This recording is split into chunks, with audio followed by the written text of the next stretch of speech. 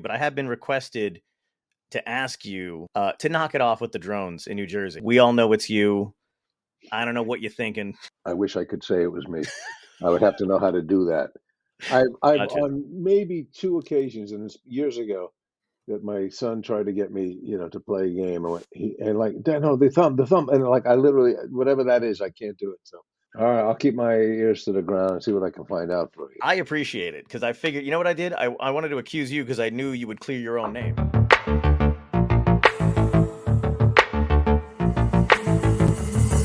Dystopia Tonight.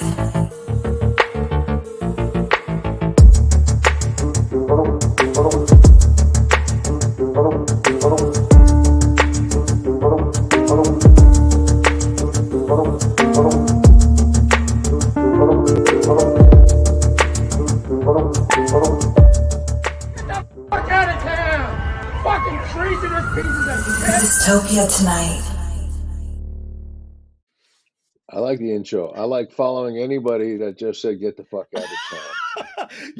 I met that dude in DC. He came to one of my shows at the DC Comedy Loft. He's a lawyer. And while Who was he yelling at? Was he yelling at lefties no, or? he's yelling at insurrectionists. Oh, no. He was that was the day that the insurrection happened, and he stood outside on his front stoop, very Brooklyn style, which I loved, and just shouted, "Get the fuck out of town." I was like, Nice. I don't know who this Nice. guy is, but I love him. And he saw that I used that clip in the intro, and he showed up at one of my shows, and I was like, this is the best day ever. This is awesome. So that was pretty great. Thanks for sticking around after the intro, by the way. I swear, when I first started doing this and I would have guests on, I would kind of forget at how startling all of that is to go through in 30 seconds. And I'd be like, oh, they're going to leave. Well, I like that you included Trump dancing, which became somehow America shifted from, look at this pathetic display, to people imitating, going, yeah, that's the new craze. Yeah. It's like doing the monkey. Yeah. It's like, yeah, absolutely. okay. I know. And Yeah. just the irony of the Village People using that and no one seeming to get it. I just don't get it. And nobody talked to him and goes, sir, that has a little bit of a tone you might not like to stand by. Especially this move too. I mean, I hate to do it's cliche to do it, but I just don't. I'm like, is he and it's not like everybody? there haven't been some other options. There's been other songs in the last 35 years you might like to choose from. Yeah, absolutely. I'm sure somebody, I mean, Ted Nugent's got a million songs that he'll let you use. He'd be honored to use it. I don't get it. What my thing is, and I know you're a huge Springsteen fan, is like, why would you think whenever they go like, on the campaign trail and then they blast a Springsteen song, I'm like, a lawsuit's coming, right? Like, he doesn't care. Yeah. He doesn't care. Swat him away. Crazy. Is there a lawsuit? Can you sue somebody for, I guess, if you tell them to stop and then they don't stop? Yeah. So they did, I think the White Stripes, I think. Yeah, a lot of people have sued or asked for a cease and desist, but there is a general indifference to lawsuits and legalities, if you haven't noticed. But we're not here to talk about. I resisted even saying the name, but let's talk about me and my dent. Yes, I would love to talk about. Well, the one thing I do want to get out of the way real quick, and then we'll move on to talking about you. This is kind of like about you, but I have been requested to ask you, because we figured it out, to knock it off with the drones in New Jersey. I know it's you. We all know it's you. I don't know what you're thinking. I have not been watching the news for a while, but I keep seeing these things on Twitter. I'm going, well, that's clearly some AI thing. Are there actually genuine, legitimately reported sightings? Is it? Yeah, I actually saw one. My buddy and I were driving to a show, and there was just a drone in the sky, and I was like, and at first I was like, please God, no, I don't want to see this thing because I don't want to be one of those nut jobs. I didn't film it. We were driving, but yeah, it was in the sky. But a it drone does not mean that it's UFO. It could be some guy with a really so. But has there been no official word from any kind of governmental thing as explaining it? No, we've gotten from our government, we don't know what they are, but we know they're not dangerous, which is just the weirdest statement ever. I'm like, all right. And then we've also gotten Biden, who has said it's just a bunch of hobbyists. People are looking up more, and I'm just like, what? What do you mean? And then, but then we've gotten some other guys who said it was a boat, a mothership from Iran in the ocean, and that's where the drones were coming from. That was, of course, no big surprise. They're a Republican had said that because and then a couple other people had just thankfully just said we don't know, and our governor is very much like he's written letters, he's petitioned to have somebody look into it, but so far nobody knows. All right, I'll keep my ears to the ground and see what I can find out for you.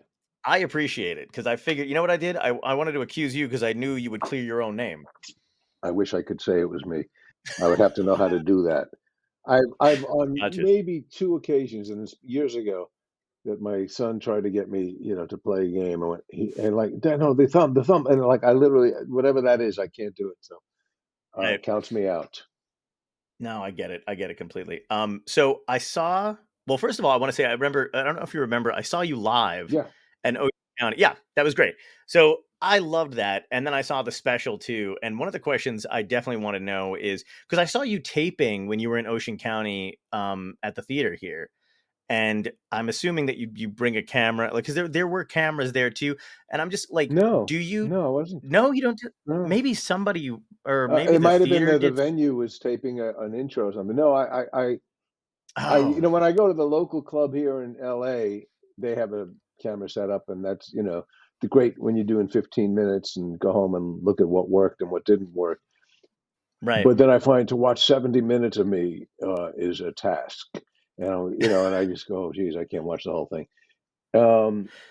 No, I know guys do that, and it's certainly helpful. It's very helpful to watch and see. But as you know, it's elusive that even if you go, that line worked tonight, I'll write and I'll do it exactly like that tomorrow. You probably won't, because even if I write it down word for word, I go, I won't remember it. But even if you did do it, it doesn't mean that'll necessarily meet with the same success that it did last night.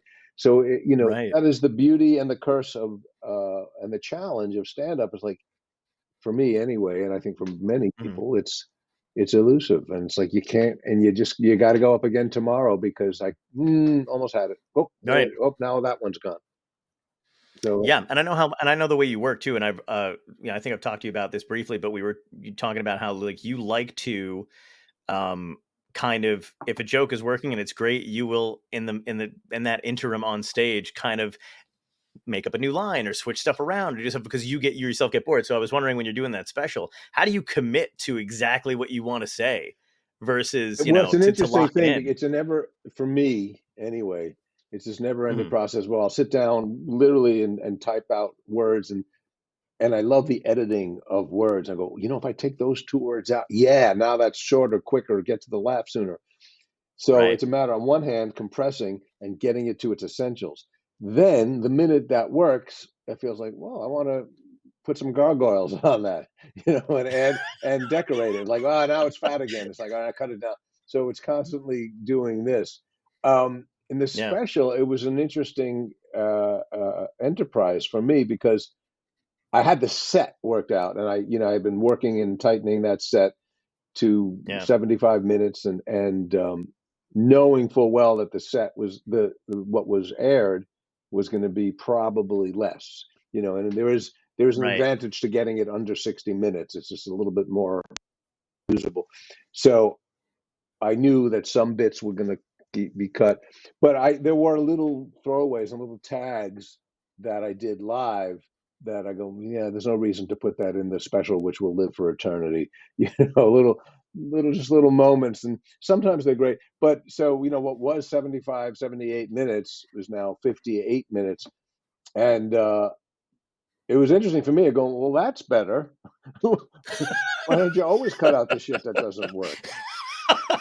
I'm going to put some of the shit that didn't work back in, but it's actually not. Sometimes there was some editorial choices. I go, maybe a little bit too much about aging and gee, how old we're getting. It was like, take some of that out, and it was, but I was pleased with it when it was all done. I went, I can watch this all the way through without cringing. That's fantastic. That's my Yeah. my And now standard. what do you do with the material that didn't make it in? Do you just recycle that altogether? Do you consider those to be jokes that are dead to you, or do you go, now these I can use back on the road? I wish it was that divisible, but a lot of times I'll have Mm, like, here's a 7-minute chunk, and I used 4 of it.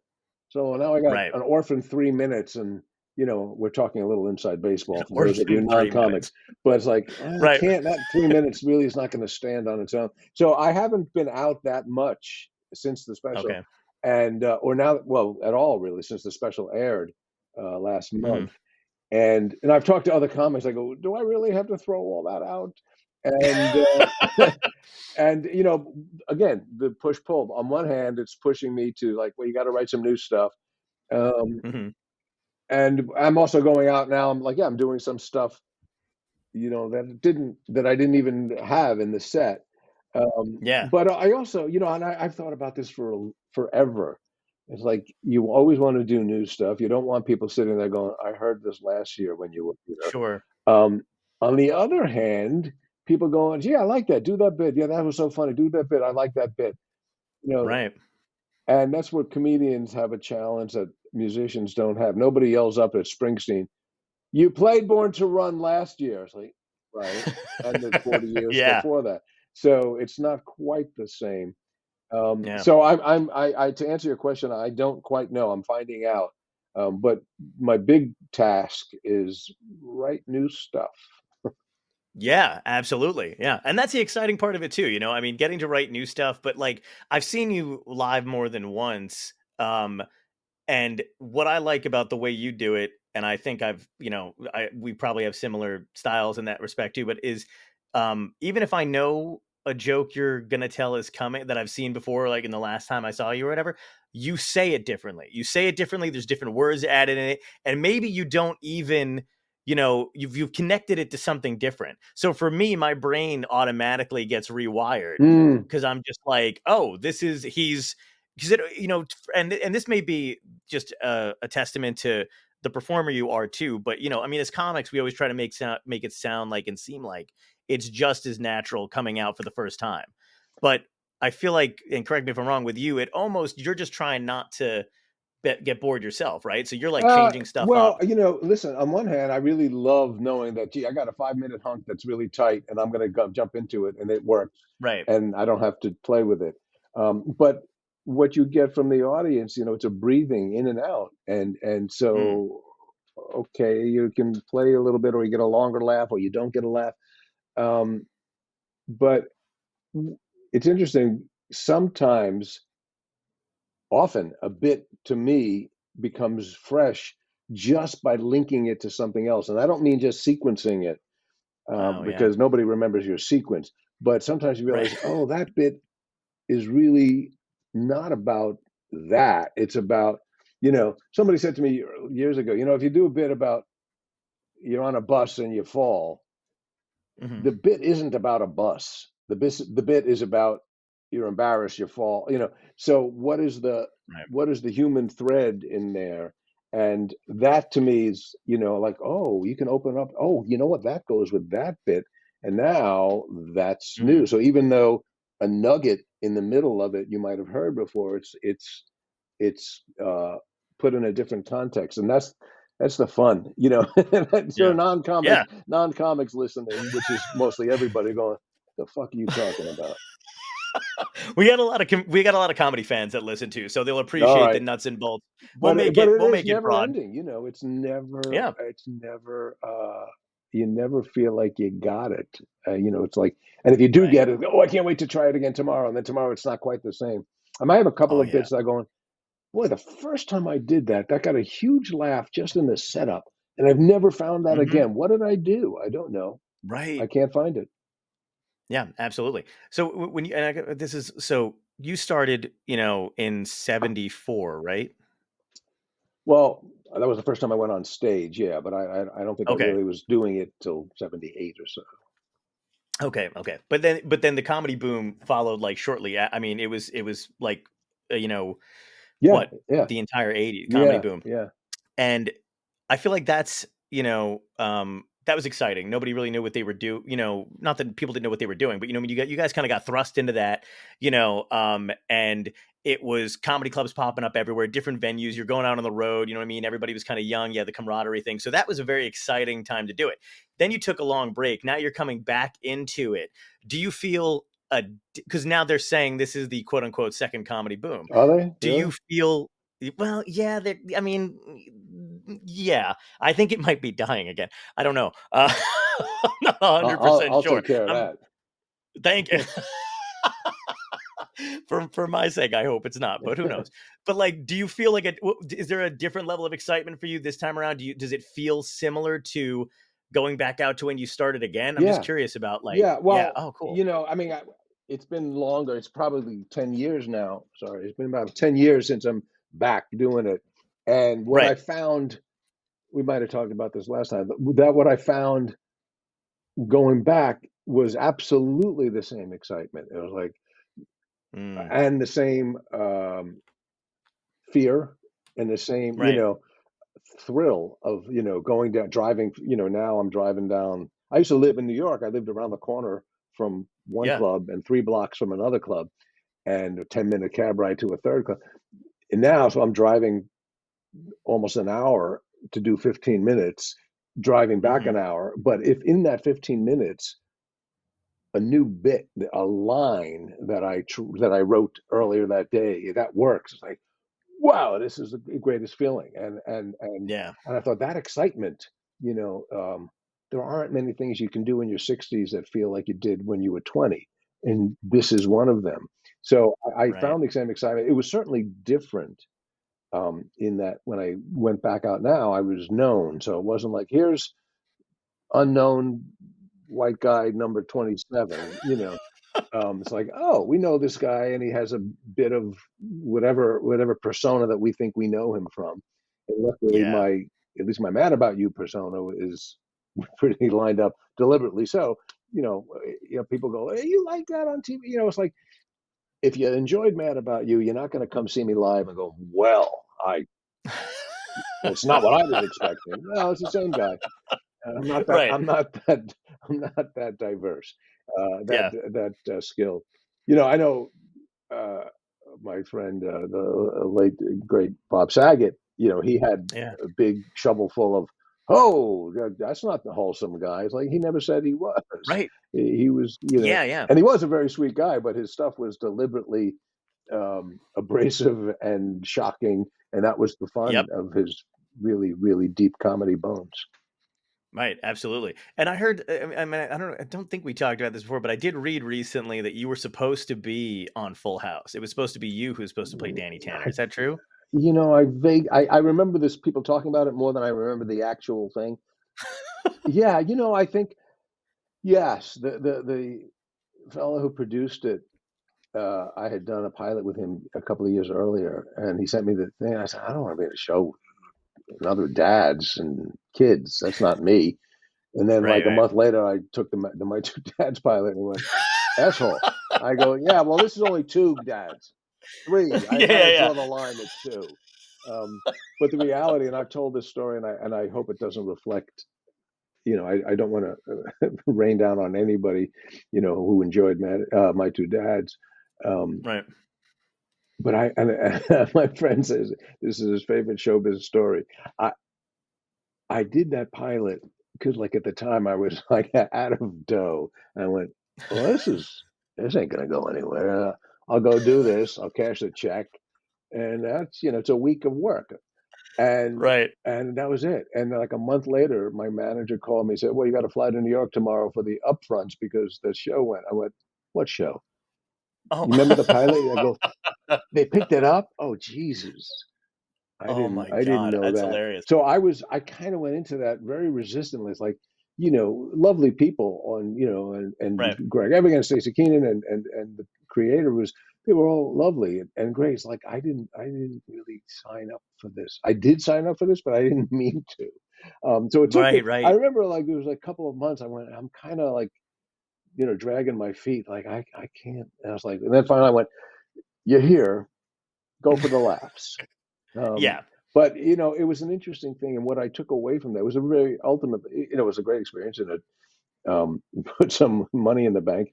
But Hmm. it taught me a lot about what multicam is and what camera. But more importantly for me, and pivotally for me, it's like I know now what I don't want to do, and Right. and so it was. I don't know, within a year or so after it was over, and I was kind of relieved it was over, just personally, I was approached to write a sitcom. They said, come up with something for yourself. I said, I don't even know that I want to do another multicam, and which is sounds Right. pretty snobby. It's not like I had been doing it for 100 years. I went, I don't know, and they said, well, what would you like to do? I said, well, to be honest, if I was going to do a sitcom, I'd want it to be really small, and it was. I said I'd want to do what I was doing in my act, and at the time I was newly married. And I said, I'd like to do a show just about how small the moments are and rich the moments are Hmm. in a married couple. They go, well, write Nice. that, and well, okay, and that became Mad About You. So, so for whatever reluctance I had, that My Two Dads was not, it wasn't. I finally became comfortable with the fact that I'm I'm manufacturing a product that I myself don't use in the home. It's like people are enjoying this. I'm not making napalm. I'm making a fun little sitcom that people seem to be enjoying. God bless. It's Yeah. not what me and my friends were watching. And with Mad Right. About You, I went, now I'd like my friends and people who are in a similar point in life go, oh yeah, man, that speaks to me, good or bad. Hmm. So Yeah, I and that's kind of interesting too, because I feel like maybe being on a show like My Two Dads without the kind of control that you had gave you the impetus to write something and be in control of it. You know what I mean? Because Yeah, then it was yeah, your own yeah. baby. That was a big piece of um, what I took away from that was Mm, not necessarily that I have to have control, but boy, the next thing I'd like to do is uh, in this sensibility area. right. I remember auditioning for 30 something, and Oh, I just thought it was really great script, and those guys, obviously it was great. And literally, yeah. when I went into the network and pitched, people might even not remember. Um, but I said, this is that, but shorter and funnier. You know what I mean? Um, Yeah. this is 30. They tried to reboot that show, by the way. Oh, really? 80 something? Something. Yeah. Yeah. Yeah. 80. Yeah. When I was 80 Yeah. something. 80 something now. Yeah. But I said, this is 30 something in that it's about, it has reality and it's about interpersonal stuff and it's not going for the laughs. That was not a multicam that didn't have an audience. Right. But I said, it's that sensibility, but it'll be funnier Sure. and shorter. Hmm. And people went, all right, that helps. I get Yeah. it. Yeah. Yeah, that's Mad About You was like a huge thing for when I was. I think I know I've told this before, but I had couplehood when I was a kid. Well, no, when I was in high school. When I was in high school, not when I was a kid. That would have been crazy. Really? Yeah, when I was in high And you school. grew up Oh, okay. and I grew up Interesting. okay, and it helped me with women 100%. Because first of all, I was hilarious, and no, so So you're yeah, in. I was You're in already immediately, in. and I kind of knew everything ahead of time that everyone was going to be going through. So they were like, "What are you like? What are you Kreskin? Like it's in So I just, it was a great cheat sheet. But so thank That's you so for that funny. again. But the cool thing Happy about to help. the Man About You too is like, when I started watching that, for me, I love comedy and I love comedians, but you guys dominated almost everything on TV, every network comedian. It was you had a show, Paul Reiser. I mean, Paul Reiser. You are Paul Reiser. I'm losing my fucking I mind, by am. the way. So That's all right. it was you, Roseanne, Brett Butler, Jerry Seinfeld, Drew Carey, but all the networks at the time were dominated by comedians, and Yes. that was like, I mean, I don't know if you missed doing stand up when you gave up Mad About You. Like, did you feel like you were going, oh my God, this is my bread and butter. This is what I've been doing forever. And now I'm giving it up to write my own show and to do something else. Did you just see it as a huge opportunity? Or were you like, Well, I certainly saw it as a huge opportunity, but I never made a decision or in any way consciously said I'm going to stop doing stand up. It was just oh, I was too busy. I never, I was never. I always um, had a bad taste in my mouth. No, that's not even fair. There were there were two types of comedians. There were comics who loved stand-up, Right. who grew up on it, and that's what they were to do. And then there were a whole bunch of other people in the comedy clubs who were not necessarily aiming to be comics, but using it as a springboard to be discovered, and then, I want to get out Right. of here. That was never me. And I never, ever wanted to get out of stand-up. I just got so busy that I didn't have the brain wave, the space to my head to do it. Others did. Jerry went out, when he wasn't working. I think Drew did, and Tim Allen, and Right. I just couldn't. And at the time I didn't want to just dig up my 60 minutes that I was doing 4 years ago, and Right. and they were huge paychecks. Like, you want to go here for $1 gazillion. And when the show was over, I went, all right, so where are those $gazillion gigs? Like, you're not on the air. We can get you Chuckles in Columbus for $11. Like, what happened to the 400,000? Right. That's gone. But so I know I didn't think at all that I was giving up. It was only, and I remember politely passing on all these, opportunities in the summer. I went, because it was really 12 months a year. And for me anyway, working on it, staffing it, worrying about it, protecting it. So I just didn't have the capacity to do it.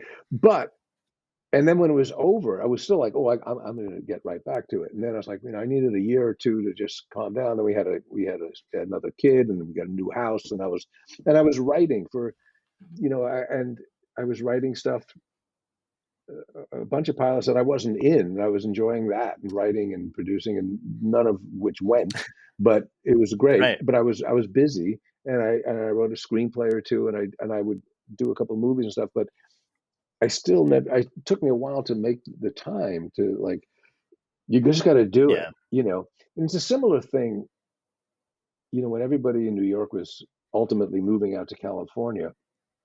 I kept waiting for, like, well, I'll know when it's time, and then you don't. It's like, you have to just do it. It's like, and the same with getting married. Like, well, I'll know. It's like, oh, there's no sign. Just like, I think let's get married, because it's not going to become more clear, the writing on the wall. You're Like, not kidding. just jump in. So when it was, whatever, 10 years or so ago, when I went back into the club and went, all right, I got to do it. And I went up, and that was a little scary, because I didn't have a lot of material, but even more than that, I didn't have the confidence. And I should have, or not that I should have, but you could argue I could have. Right. Like, oh, well, they already like you, but like, yeah, but I don't. That muscle had so atrophied, and I didn't. When we were talking before about putting this bit with that bit, like, oh, that's what was missing. I was still funny with my friends, but like to present it on stage, and to have the guys, when you watch guys who have such authority, is really a word. I remember reading Steve Martin's book about Born Standing Up. And and that word authority really resonated with me. It's like, whatever your persona is, and Steve Martin is not the same Steve Martin that you saw on stage, but he had an authority behind it. And I watch guys, who just, like a Bill Burr. I watch Louis C.K. clips. Yeah. I go, God, he's just so. Or Bill Burr. Yeah, Bill Burr. Yeah. Sebastian, or what's his name? Oh, Jesus, I'm blocking out people's names, because we're doing this at night. Sorry. He did. Oh man, I just was Jim actually just Gaffigan, watching or him. Yeah, Gaffigan, Brian too, Regan, Nate Bargatze. Nate Bargatze. Yeah. Well, Nate Bargatze is funny, because his authority looks like he doesn't have authority, which is an authority. It seems, you know what I mean? Absolutely. And I just met him in New York for the first time, and he was it was lovely to meet him. He's very funny and great. But his thing on stage is, he just seems he's reporting things that are befuddling him, and he just can't quite get, like, he's got it down. Right. He's presenting it beautifully and artfully, but the essence of it is, I don't really understand this. And what's his name? Who am I thinking of? who's married to Olivia. John Mulaney. John Mulaney. I had John, and I couldn't come up with Mulaney. Yeah. And it's like, Love Mulaney. oh, and he's so good, Yes. and he's so polished and in command. And I thought, oh, that's a sense of authority. And I think at the core, there's a part of me that has always felt this is not really mandatory. You don't have to. You people don't have to be Right. here. What I'm saying is not that important. And I remember, early on when opening for somebody, and there weren't that many gigs. I didn't do it that much, but whenever I did, I was always so painfully aware that, okay, I have a bit of, you don't know me, people. I'm opening for the Pointer Sisters or Melissa Manchester, whatever. Right. You came to see them. You didn't ask for this. So contractually, I got to do my 20 minutes, and I'll do the best I can. But in the back of my head, I'm going, you're not here to see me. I get it. And it's not important. And that is a nice big difference now when playing theaters. Or I'll sprinkle and do some comedy clubs too, because I like that intimacy and informality. But these people, you bought a ticket, you came, you already know me, you seem to like me. That's why you spent money and drove here. Yeah. We're going to be fine. We're going to get along fine. Right. Because I already like you if you like me. And you're only here because you've seen what I do and it seems to work for you. So we're going to be okay. But you don't have that in the beginning. No. And whatever that confidence is in the beginning, I don't know that I had that. Yeah. I find that like I get away with a lot of it by pretending they sort of know me. And I know that seems like such a weird cheat, but it's like I get to have ego for just a little bit. And because I'm not like that at all. But no, but there's nothing wrong with pretending. Right. Listen, there's a whole lot of pretending. Yeah. We're pretending that we just made this, we just made these things up. Yeah. Funny thing happened today. It didn't happen today. I made that exactly. up. Yeah, I remember being crushed when I was a kid when I found out that everybody on Hollywood Squares had jokes written for them. I was devastated. Oh, it's always seeing behind the curtains of Oz. It's always a come down. Yeah. I don't know. This might be a little too precious to share, but years ago, my wife and I went to see the original. We went to see Les Mis. Oh. Les Miserables, and Patti Lupone was a friend. I had become friendly with her, and we went to see her, and we got tickets. And she did that's that great. I think it's the end of or in the middle of Act One. This I Dreamed a Dream. This is really powerful, heartbreaking song. Right. And you just listen to it, and I was sitting there. We'd never heard this. It was brand new at the time. This is the '80s, and and we're just like, oh my God, we're so moved. And we go backstage afterwards and we say hi to Patty. She goes, oh yeah, I saw you crying. I'm like, you could see us? So you weren't feeling that? No, I mean, I do it 8 times a week, and I see my friends and like, oh, this shit's working. I'm like, oh, don't tell me that. It just broke the reality of like, we thought we were in some magical moment. Yes. And you're saying there's some craft and bullshit involved? Yeah. Oh my. I'd rather not know that. Don't tell me. I'm 100% with you. If I think for a second that anybody knows what's going on, I remember like when I started it, like I really does. It used to break me a lot especially when I was a kid. My uncle used to fuck me up all the time because he would be like, I'd be watching I Love Lucy and he'd be like, hey, Fred and Ethel hated each other, right? And I'd be like, no. Don't say that. No, they couldn't have. What kind of shithead uncle did you have that would say that? I don't know why you would do that, but he would just little tidbits.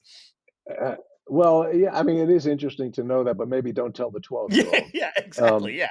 But going back to Springsteen, clearly he's played Born to Run before. Clearly he has worked the set. And I just saw the documentary that, on the Road Diaries. Yeah. And he talked about, there was a piece where he like, don't polish it too much. You want to keep some imperfections in there. You want to be great, but the audience is there to see it live. Right. And, the difference between seeing a band that does, they just did every hit and every, song from their album. I could listen to the album. I didn't need to.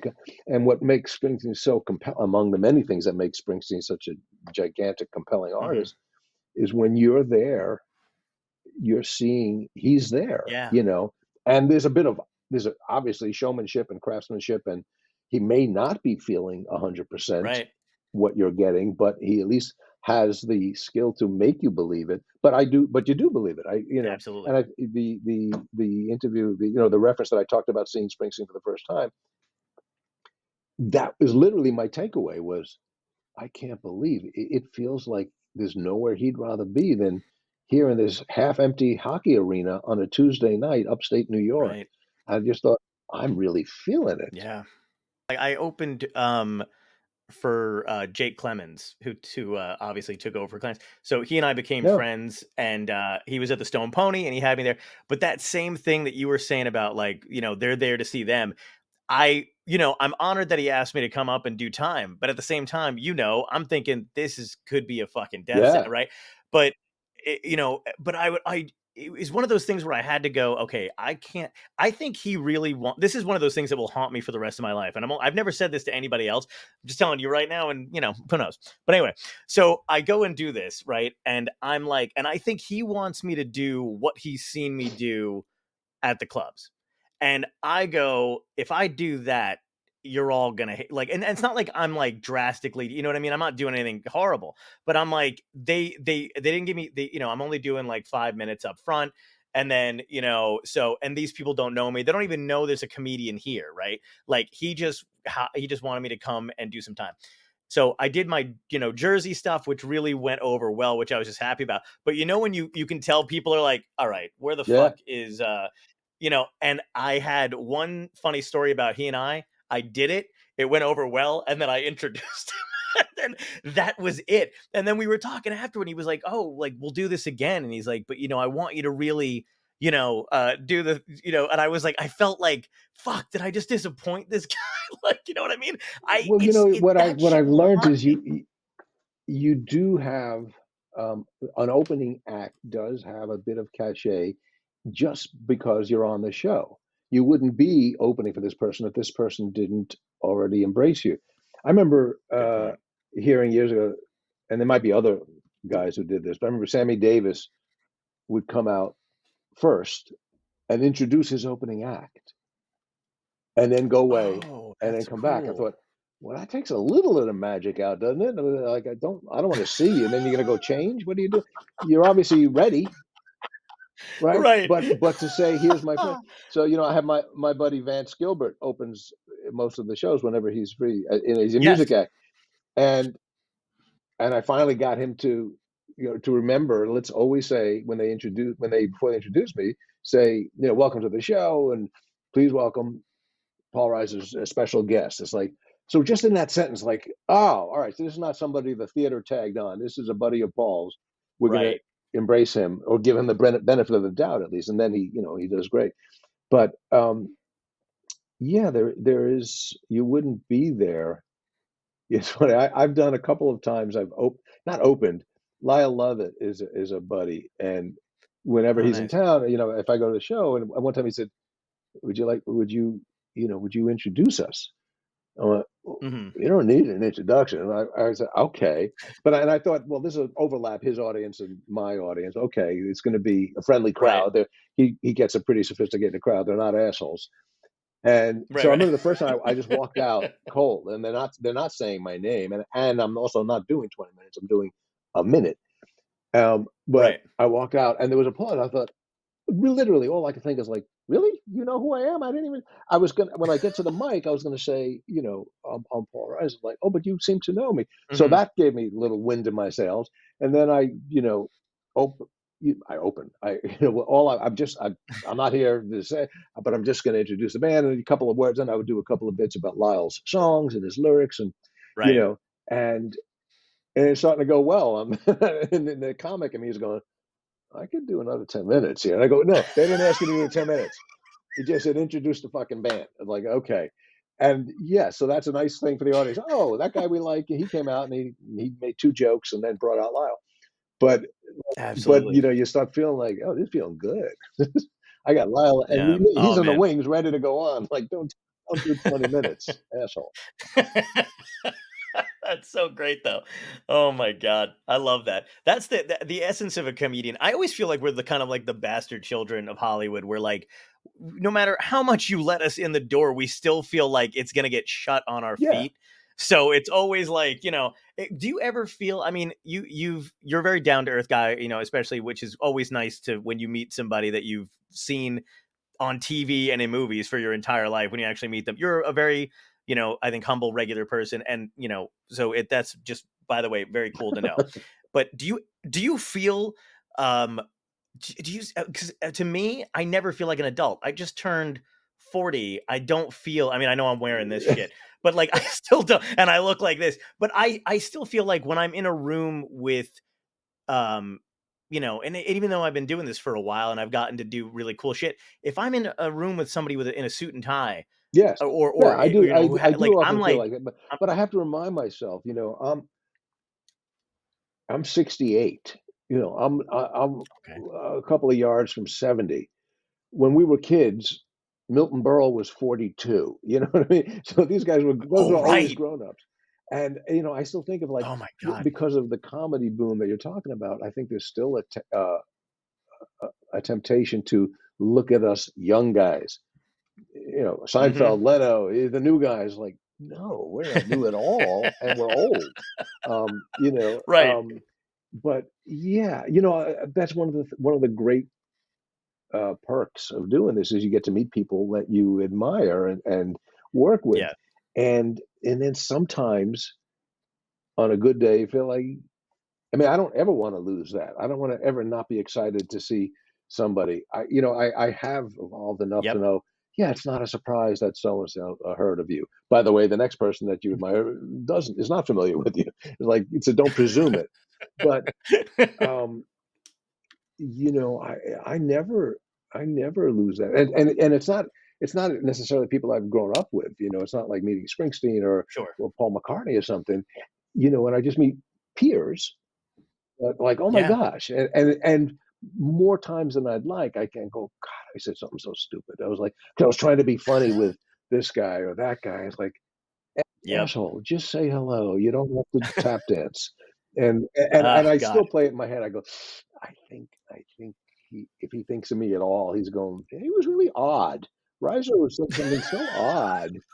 And I go, and then I have to remind myself, he's not thinking about you. You're like, relax. Yep. But we had that in spades on Mad About You, and Mm. Helen and I, we never got over the privilege, the feeling of excitement and privilege. Like Carl Reiner, we're working with Carl Reiner, we're Yeah. working with Mel Brooks. Oh my God, are you kidding Carol me? And Burnett. Carol Burnett and Carol Con.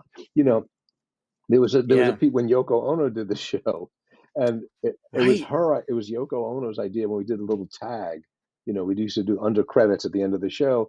We were always looking for a little piece that was, and you could break the fourth wall. It was not part of the show, right? And we had Right. Yoko there, and we said, "Oh, we don't have a tag. What do we need to do for a tag?" And the camera, everybody's there, the audience is there. We're running out of time. It's like, oh God, I don't want to waste Yoko Ono's time. And then Yoko, very kind of, she said, I have an idea. I said, well, please. And she said, well, um, John and I go, I'm already in. When any sentence that begins, I can't believe you're talking about John. John and I, we always said whenever we have any opportunity to say, give peace a chance, we went, she says, well, maybe we could, be in the bed, like a bed in. And we went, are you fucking kidding? Yes. So the tag we shot was the credits are rolling, and it's Helen and I up in bed reading the paper, and Yoko is in between us. And the credits are rolling, and whenever it was 35 seconds in, she goes to the camera, give peace a chance. And I don't know if it's Helen or I think I said, this is all we are saying.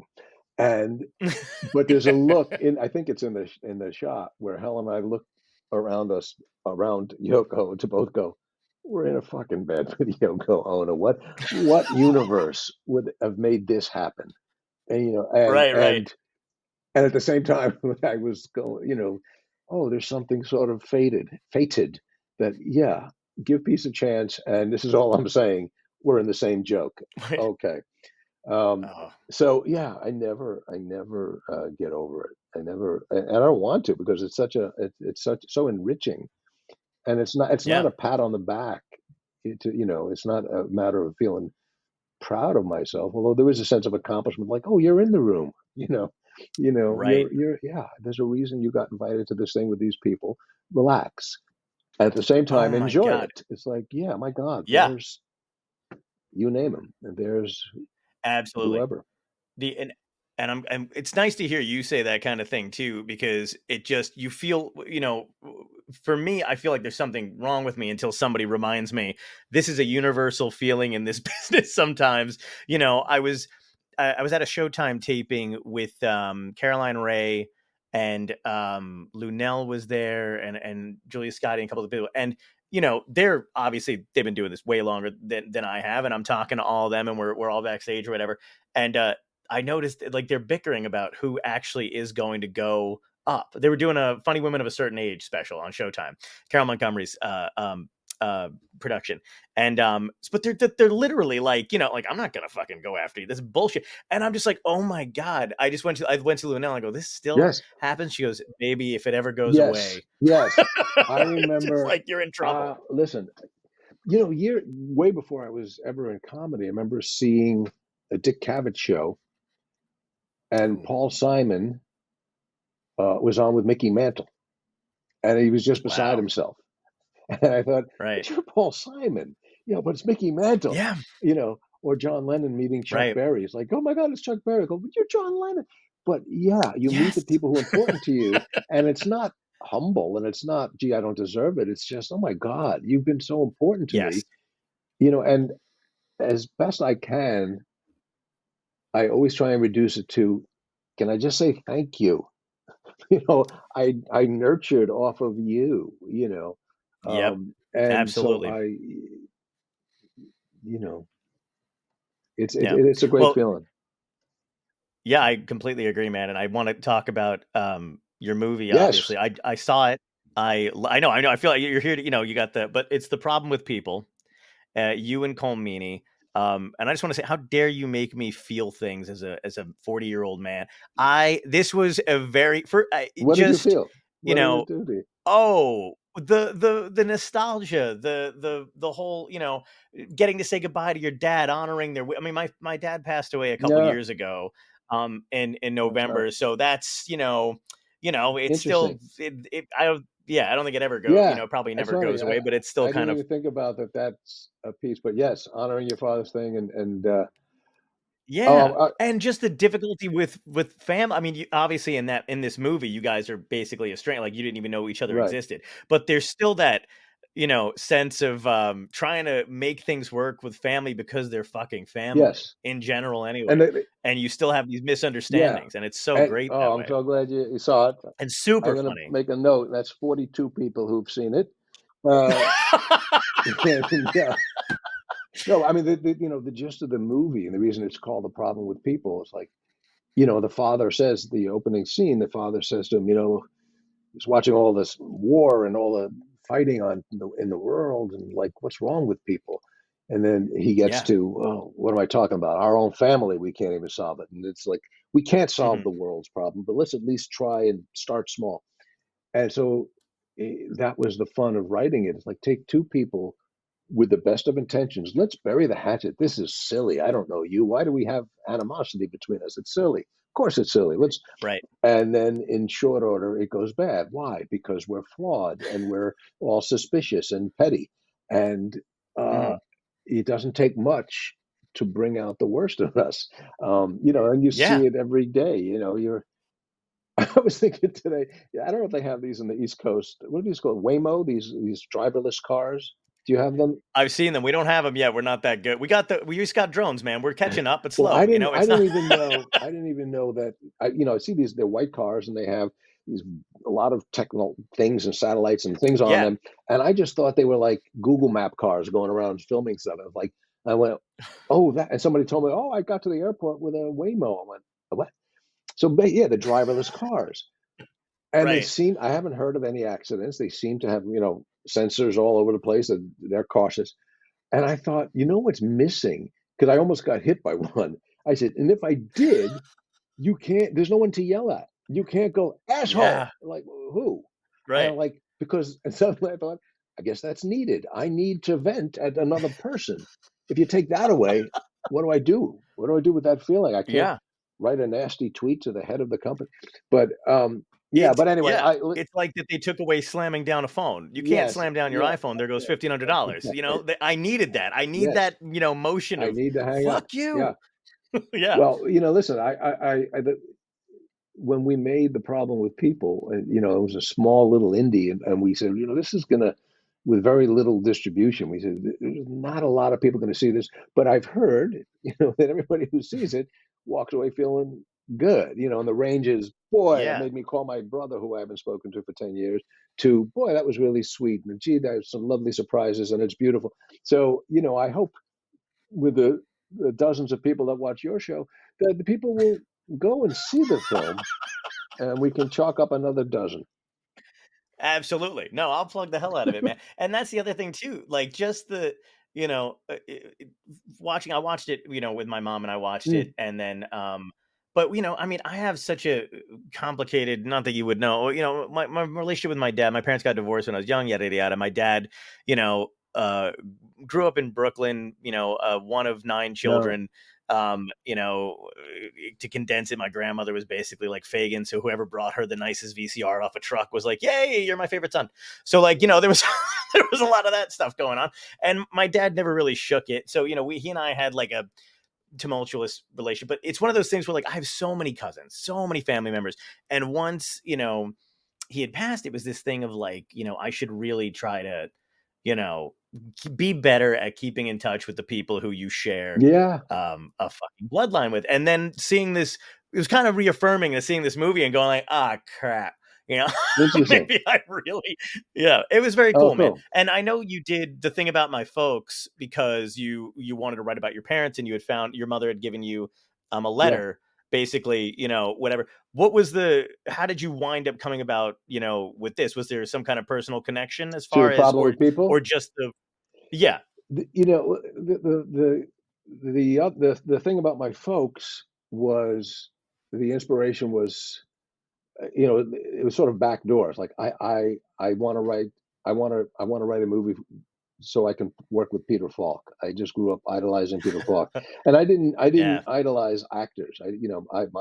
Probably like you, my heroes were comics. It was George Carlin and Robert Klein and Mel Brooks, and but when I was a little kid, I saw Peter Falk in a movie, and I just went, I love this guy. And so over the years, so it was literally, how do I write a movie with Peter Falk? And then I watched my father one day. I was visiting my parents in New Jersey, and I saw my father just happened to have a movie on TV. It was Peter Falk, and he was laughing. And I went, Peter Falk, my father. Okay, what is that? What is that? And I said, Peter Falk has to play my father. So for years, I just, that's all I had. And I didn't know what it was to be until I had actually my second kid, and I suddenly understood fatherhood in a more clear way. And so it was me, that movie was basically me trying to understand my parents, and the sort of the frame of that movie was, I'm the fourth of 4 kids. And so by the time I got around, they were tired and they were just worn down, you know what I mean? Which I understand now.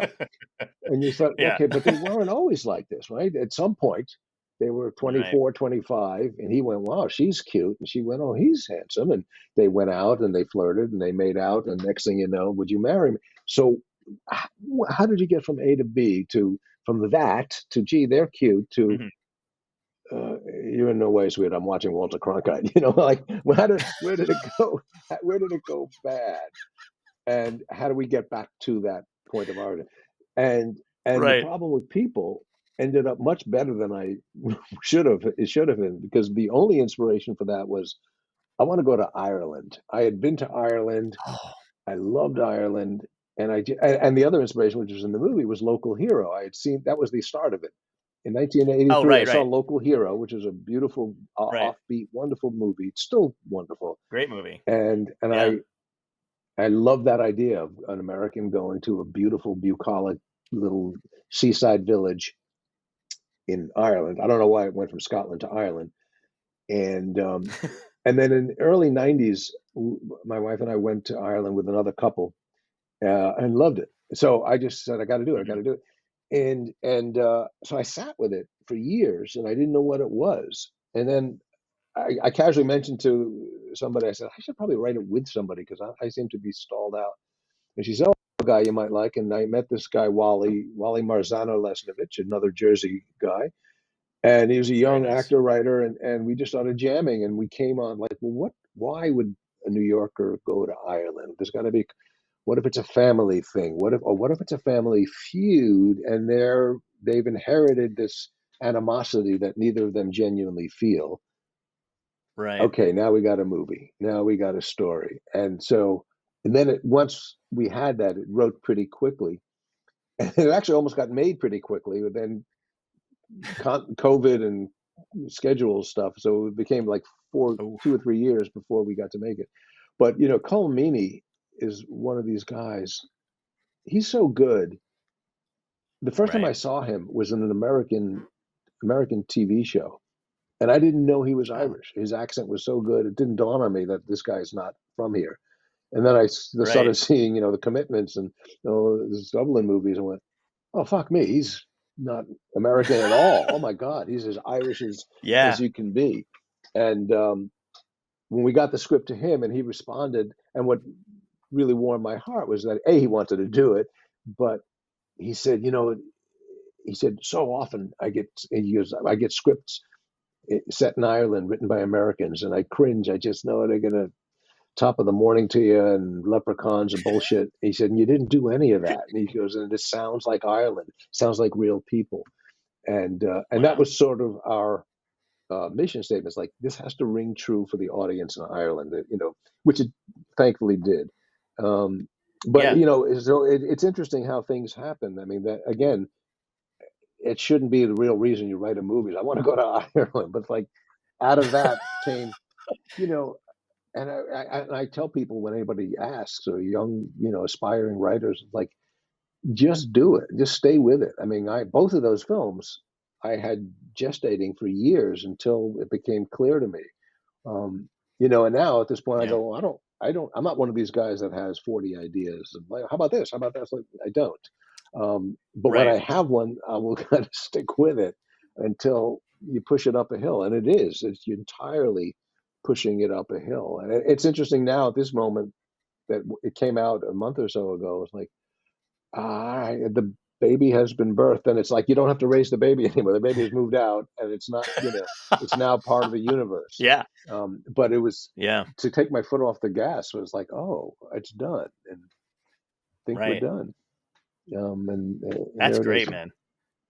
Yeah, no, I loved it. And I'm glad you said that thing about sticking with, something that you've been writing or working on for years. I just recently, as of maybe beginning of the month, I made a short film about, dealing with depression, and it was on Amazon Prime. And, this is like 4 or 5 years ago. And it was about, I love the Muppets, by the way. I don't know if I look like Animal, but like, I really just, I enjoy them a lot. And the premise was about, it was like just, about a guy who's dealing with depression, and it's so strong it manifests itself into a puppet that looks like him. And it was called Duppet. And this thing is, every horrible thought is filtered through this little thing that follows him around, and he's just, dealing with it. It's reminding him of, relationship. Like, he's like, what are you even going? You know what happened in the last one, right? This is not going to work. And so it's just a reflection of whatever, and yada, yada, yada. So that happens. And then I got invited out by the Henson Company because they were interested in it. And I was, just to be in that, first of all, I stayed longer than I should have in that studio. I mean, the meeting was over and I was like, and now I walk around until I get arrested. So I just like, but that was a thrill. And then, the Charlie Chaplin, the whole thing. So then, but then COVID hit like that. Like, I was there the month before COVID hit, and then it stalled, but it got this little internet following kind of thing. And then I had people around me who were like, you got to pick it up again. You got to start writing again. I just didn't have I loved it. I'm connected to it, but I couldn't figure out a new way to do it. And literally at the beginning of the month, I don't know what I was doing. It hit me in a different way, just a little tweak, and I've been enjoying the writing process again. Somebody, so it's yeah, weird. well, both of those are valid paths. Like keep on it. Alternatively, step away. Right. I don't know why Yeah. I think it was Lily Tomlin that I heard this. I don't know if it was her quote. It could have been she could have been her quoting somebody else. But she said, "When trying harder doesn't work, try trying softer." I thought, Ooh, that's isn't that great? great. It's like, yeah, That's this I'm fantastic. grinding metal here. It's like, you know what? Walk away, Yeah. and it'll either come to you and appear, or you'll go, I Right. guess I didn't care enough. Which is okay. It's like, oh, it didn't matter enough for me to do. Yeah. Where does I mean, we're stand-ups and we write, our own material and yada yada, but it's such a different tool and a different thing to write a pilot or a script or anything like that. Where did that kind of come from? Because you're also, your background is in music, which is another completely Yeah. different, like, I mean, well, you're not your background, but I mean, like, you No. went to college Yeah, for that was my background. music, right? Yeah, and But like, isn't that such they're all it's like different. so They're many very different different disciplines. tools. I mean, the music has always been standalone for me. It was never something that I was going to make a career of, and I've gotten to play, you know, Oh, I don't mean play. I mean, I got to fool around with it, and I enjoy right. it, and it's sort of meditative and exciting for me. But Hmm. um, that was never something, and I don't really know that those. Well, no, actually, I was about to say I don't know that those skills overlap, but in fact, a few years ago, 5 years ago, or maybe it was during even COVID when I was home all the time. I sort of rediscovered. I went back and I started trying to learn pieces that I either did years ago in college when I was really playing well, or pieces that I never That's learned that cool. I always wanted to learn. And and what I found, I was learning to learn. It's like here's this 10-page piano sonata. It's like, well, that's daunting. It's like, okay, page one, just learn the first measure today. You know what? How about four measures? You can Right. learn four measures and play that for a couple of days. And the next day, add two more. And then in a couple of months, it's like, brick by brick. And so Yeah. that was a process that I didn't have. I didn't have that patience or drive when I was 20, but like it was a new thing for me. And writing, I never aspired to be a writer, but when I look back, I probably was, in fourth, fifth grade, we'd have to write a composition. And if you Hmm. wanted to, you could read your composition to the class. So I went, oh, yeah, I'd like to do that. I'm going to get some laughs. And I look Right. back at that. It's like, oh, that's my writing and my performing, Jones. It's like I Yeah. wanted to do that. And even more specifically, I can look back and realize I would put in a little subtle joke that only one guy in the back would get. I went, you're playing to the back of the room in fifth grade, asshole. Why don't you get the That's whole great. class? No, I want that guy's laugh because he's hip. And um, Oh, that's great. and part of why I became a writer is because I didn't know how to pitch, or I so hated the idea of pitching, and I never felt I could explain anything, and I would just go, let me write it, and here. And so I still do that. And people, I'll get a deal to write Right. something, and I'll start writing it. And my lawyer will go, no, don't start writing till the check. I go, I won't give it to them, but I Right. gotta do Right. it. But what happened? You know what? The actual, if I can trace this back, right after Diner came out, which was '82, the Hmm. following year they uh, ABC, I think ABC made a pilot of Diner that Barry Levinson wrote, and he was going to adapt it for TV. They made one pilot, and I Oh, think I they didn't aired know it one time. And I Wow. was the only original guy that came back because it was too big. So Oh, I was wow. me, and then other people were in it. James Spader was Kevin Bacon's role. Um, Oh, Mike shit. Binder was Gutenberg. I Love forget who Mike. the other guys were, but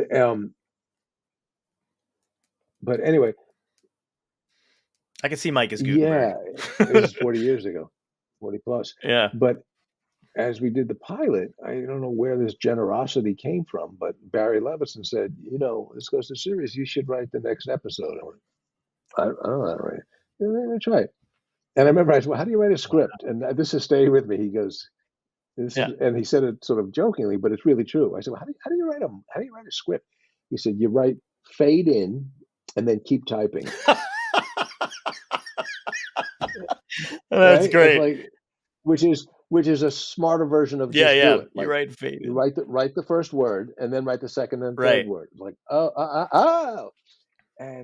and I wrote a script, which I found when I moved a few years ago. I was cleaning out the basement. I found the script. It really wasn't bad.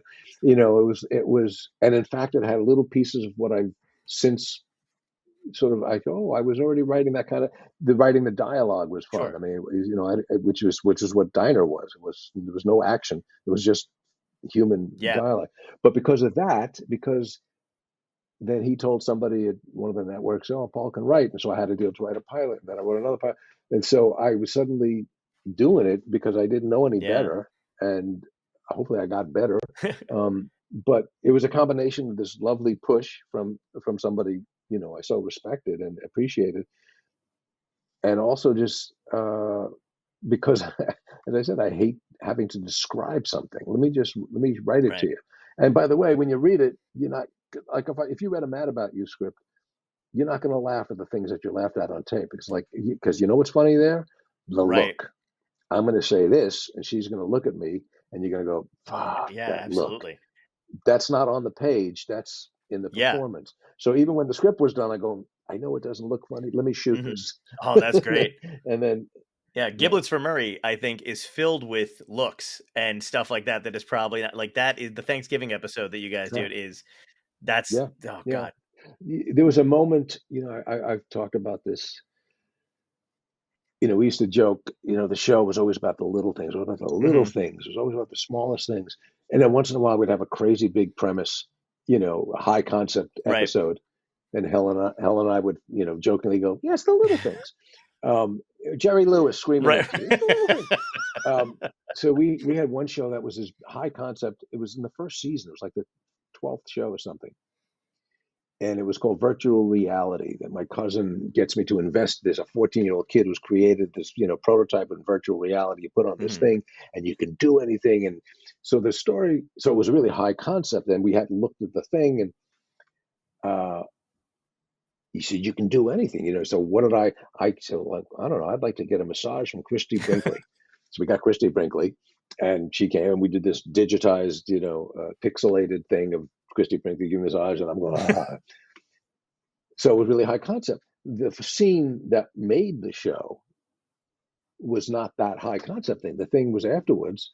It was a 2-shot. We're in bed and we're just sitting up in bed, and I'm trying to sell her. First of all, I was in trouble because I invested our money without telling her. So like that's a marriage issue. We had a good story, but I go, no, sweetie, it's unbelievable. This thing is unbelievable. You can do anything. You could skydive, and you feel like you could ride a camel through the desert.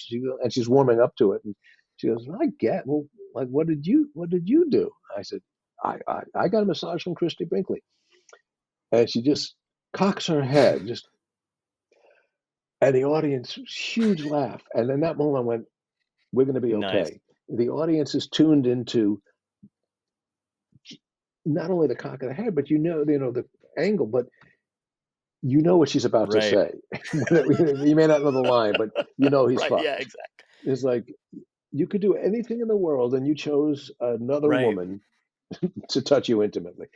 And so to me, I always think of that as like that's the comedy. It's like, yes, the characters. If you look at All in the Family, and there's brilliant writing on that. I'm amazed at how intimate that show. There's close-ups that like the whole head is the whole shot. Right. But why are you watching? Because like what he's going to say, what she's going to say, not the line, but the character so well, and you just go, okay, I love these looks. I love being with them, and that's the stuff that I like. Yeah, writing. That's a great point. And you guys had like amazing characters that fit into that show so well that maybe weren't like. Stephen Wright was on for a while. His character was perfect. Did you guys know each other just from stand-up or? Yeah, but I don't even know that. I don't think it was my idea. I think somebody said it's kind of genius. And that was back, he was on the same show with Jerry Lewis. Right. And our under credits there was Jerry Lewis trying to force feed a cookie to Stephen Wright, who just stood there. I thought, my head's going to explode. This is like the two polar opposites of comedy in the same shot. And Jerry Lewis was, holy, and Stephen just looking. I went, oh my God. Yeah, I did know Stephen. I mean, all comedians sort of know each other, but we weren't pals. But it was just a brilliant idea. Whoever came up with it, like he should be my deadpan. You know, he's just so unique. Oh, absolutely. The minute when I remember laughing. So when he walks into the door, when you guys, when your sister-in-law, mixes up the dogs, he walks in, he just goes, "That's not Murray." It's like just the one line, like, and his, and you couldn't, nobody, who the hell else could do that? And then you got, who else did we have? oh my God, it was so, Cyndi Lauper was every episode that she's in was fun. Did you know her? How did you wind up casting? No, I didn't know her.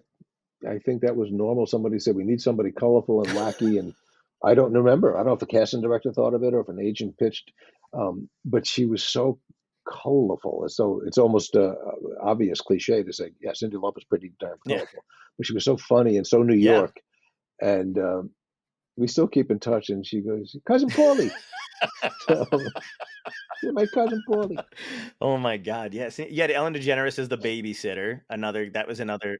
Which Helen and I went back on her show and played that clip, and she said, "Yeah, I didn't remember that I did that." You were on our show. Yes, you did our show. That's crazy. Holy shit. No, we had ridiculous. We had Yoko Ono, we had Lyle Lovett, we had Carl and Mel, and John Astin. we had Sid Caesar for John Astin. That was a great one too. Oh my God, that was fucking hilarious. That was funny. Playing Gomez, but not really Gomez, but maybe Gomez. Yeah, no, it was ridiculous. And of course, Carol Burnett. There's another moment where we did a scene in a very compact space in a trailer. We were in an RV by design, a very tight space. And the joke was Carol O'Connor wanted to drive cross country, and Carol Burnett didn't, but she was trying to be game, and she was giving us a tour. And we're sitting in the dining room, and it's a closed space, and it's Helen, Carol O'Connor, Carol Burnett, me. And there's Helen and I would look at each other and go, this happened. You and I are sitting in a four-shot with two people that we revered and still revere. And so that never goes away. I mean, and we were so fortunate. And it was also a credit to the show that these people wanted to come play. We had And how did you wind up getting Janine for the daughter, or picking Janine for the daughter? Because that seemed like I don't remember. An interesting choice. I don't remember. She was beautiful. She was great. She was so she did a scene and she just was weeping. We just went, I didn't know she was going to cry in the scene. It's funny, when we did our little revisit 5 years ago, and we had to get her daughter, and we got this lovely actress, and who was maybe 24, basically playing 20. And I remember at our lunch, Helen says, well, maybe we get Janine. I went, she's 3 hours younger than you. She can't be your daughter. She goes, no. We looked it up. Yeah, she's 58, whatever the hell she was. It's like, no. Right. You can't use the same girl from 20 years ago. That's hilarious.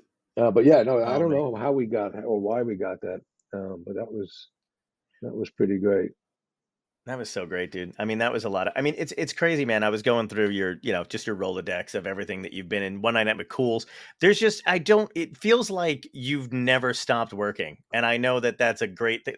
But it really, it's so there's funny. just a huge. When I feel busy, when I do interviews or press things, they go, he never stops. I went, I stop. I'm always stopped. That's my default, to stop. And then once in a while, I got to go do a thing.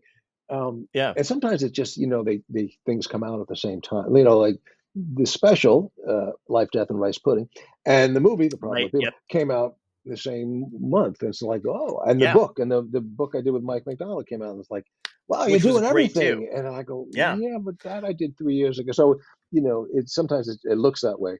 I can look back and I've done all these things, but it won't surprise you to know none of those things matter as much as I went to the club and a line that I wrote at 4:00 worked at 8:30.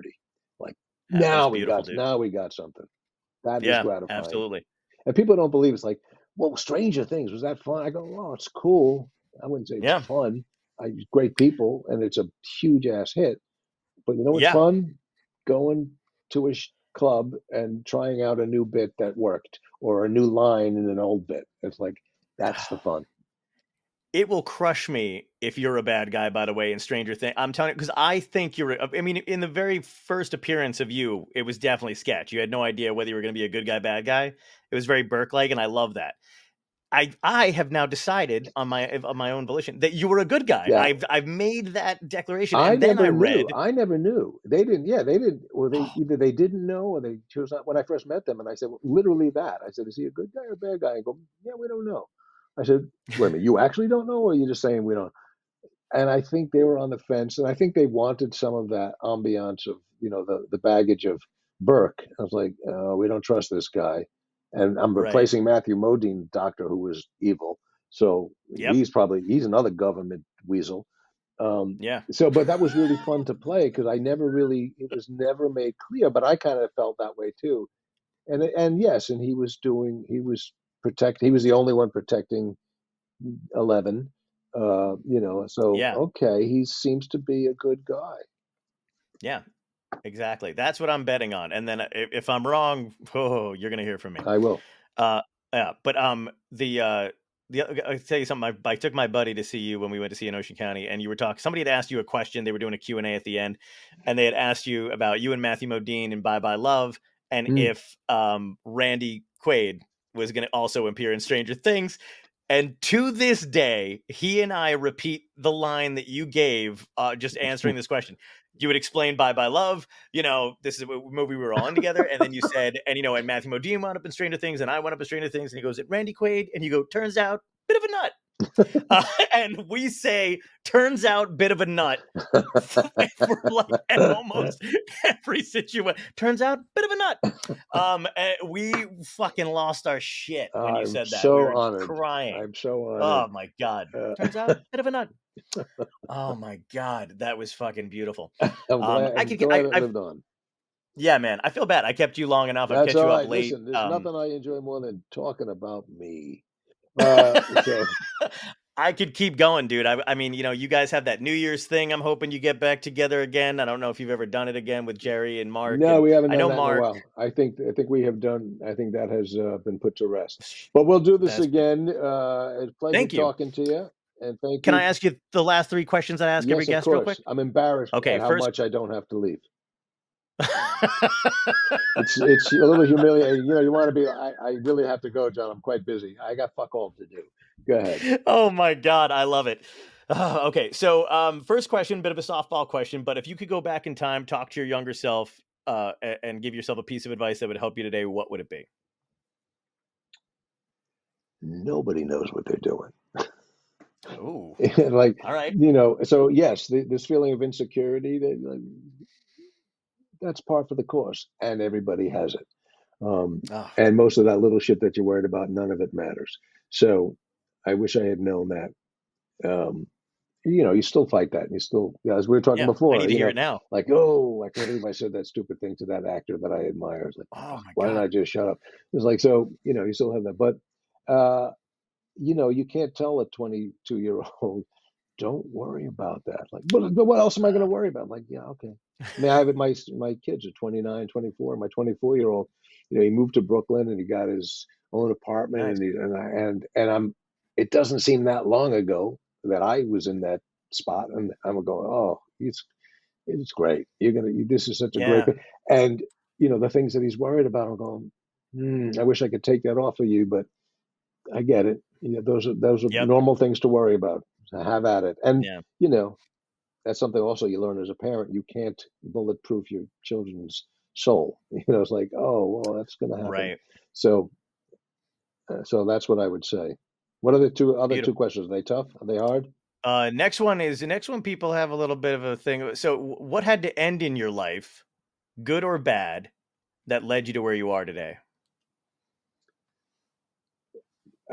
For me, I had to, it was, a sort of pivotal moment, and I was 23 22 or 20, 22 or 23, exactly my son's age when he moved out. When I realized I wanted to be a comedian, and I had to break the news to my dad because I was working in his business with the eye of, like, take this very successful wholesale foods business that he created, and from nothing to something quite successful. And I had to sort of, my first moment was realizing what I really wanted to do. And the fact that it's going to be hard to explain it to your parents is not enough reason to not do it, but just, and then when I presented it to him, my sort of plan of attack, which was very reasonable, was I had to relate it to his beginning. I said, look, you started this business with nothing, right? And like, yeah, so I'm going to have that experience. I know you want to hand me this thing, and it makes all the sense in the world. Like, why would you go and do something that you have very little chance of succeeding? And even if you succeed, it'll probably be nowhere near the success and security that you can have with this already up and running successful business. It's like, yeah, I want to do that. So that moment, which was spring of '79, of like, I remember the moment of clarity of realizing it, and then making that break, and I realized, like, yes, this is going to hurt my father's feelings, but that doesn't mean it's not the right thing for me. And in fact, like in a day or two, or shortly, he was, a big supporter, and never ever looked back. Yeah, I mean, you went, all right. I mean, it broke his heart a little, and I think he was worried about me, but it was only within 3 years, 2 or 3 years, I was in Diner and I did the Tonight Show. I was like, all right, he's going to be okay. Yeah. Oh, that's great, man. That's actually really cool. I always like to know about, very successful people in the entertainment industry and the relationship their parents had with their either success or when they went into it. Cause it's something that I think that people don't often talk about, even in memoirs. Like, no one ever goes like, hey, I ran this by my parents, unless it's like, and they banished me from the family, well, but it's what was fun doing. Part of the fun doing the Michael McDonald book with him was, and that was an interesting thing for me. We're friends, but it started because I was a huge fan of his. That's how we got to meet. But it was the first thing I'd ever done for which I was not the end user. It was like, no, this is your story. I'm going to help you, and I will throw in my thoughts, but it's whatever. But there were so many parallels of insecurity, of his parents looking at him like, well, and he had a much darker childhood, and and he was, he said that it wasn't like I could do anything else. He didn't have any other options. He said, and I wasn't built for school or for anything. He's like, I needed to be a musician.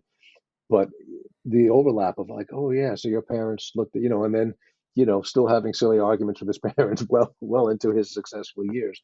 It was heartwarming. It's like, it goes back to the first question. It's like, everybody's got that shit. Right. Yeah, absolutely. That's interesting too, because that Yacht Rock documentary came out almost around. It was like the book and the documentary were just out there at the same time. Totally coincidental. Yeah, that was fantastic. Third question is the last question. It ties into the show and the title. If this was a genuine dystopia and you woke up tomorrow and found out everybody's got 24 hours left to live, one, what do you think would be the cause of it? Do you think it would be political collapse, aliens, zombies, a comet? I think, we're living in it. I think we're living in it. I don't think we have to look too far. Exactly. Well, this is what burdens me about titling it this show. Yeah. I feel like I've jinxed the next decade. We're kind of living. What would be your epic death? How you want to go out? My epic death.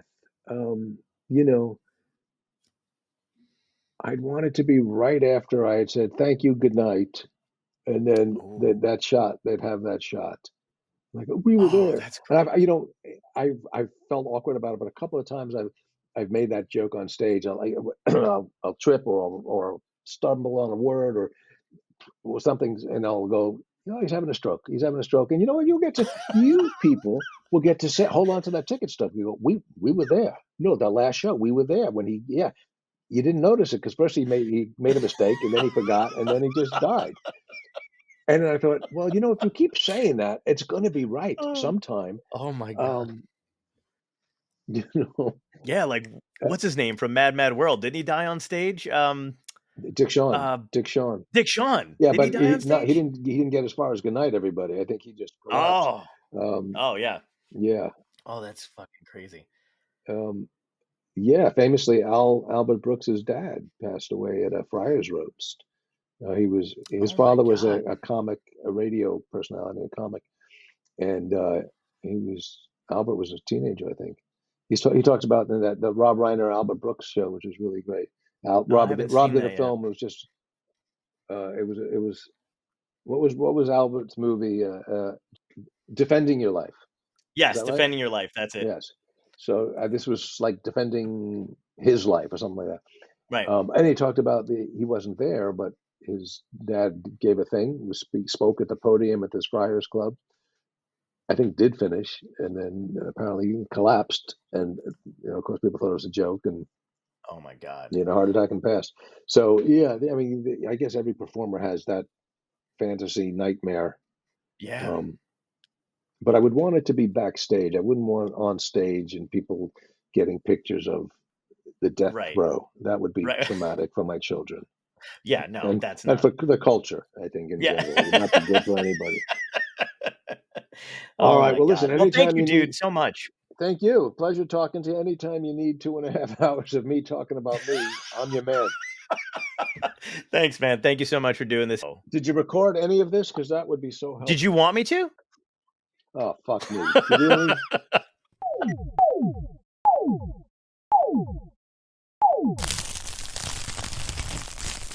Dystopia Tonight.